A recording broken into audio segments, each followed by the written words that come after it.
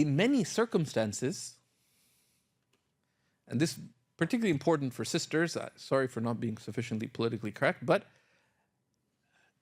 men particularly often take the policy of deny everything. So people who've been married for 10 years will deny that they were ever married. Say, prove it. What proof can you provide? Right? They didn't have kids. Of course, that's why also the issue of registering the marriage is important. But keep your nikah contract. And now I have most of the nikahs that I've conducted, a few I don't want to have anything to do with, in a folder in my cloud storage. But the number of times, even I've only conducted 16 nikahs in 16 years. But where they come and say, Shaykh, do you still have our marriage contract? Because neither husband nor wife nor families have the marriage contract. And then issues arise. Right? So it's important to have that. Especially if you specify things in it. Right? Because there's the marriage itself, but now Jack divorces Jill. Jill says, you owe me $100,000 or you owe me $250,000 in mahar. That was in the contract. He said, I don't have the contract. Now that is not allowed.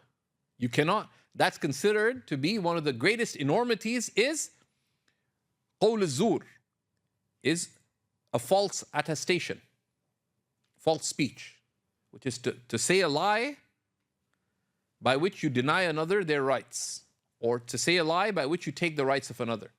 And the Prophet ﷺ referred to the akbar al-kaba'ir, the worst of the major sins, and false speech.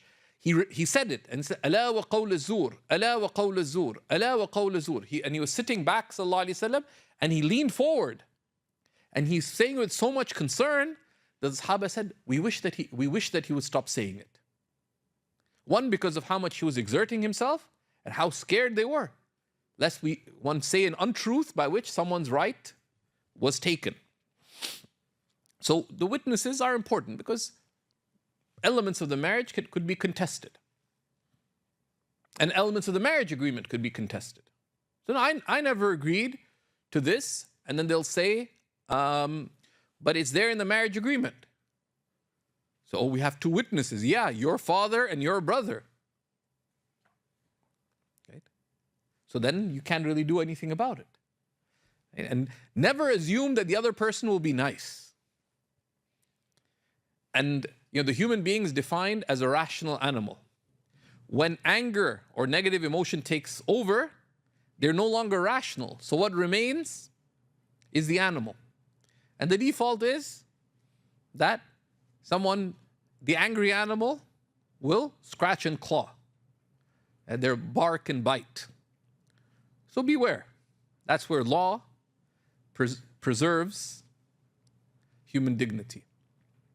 لا إله إلا الله محمد رسول الله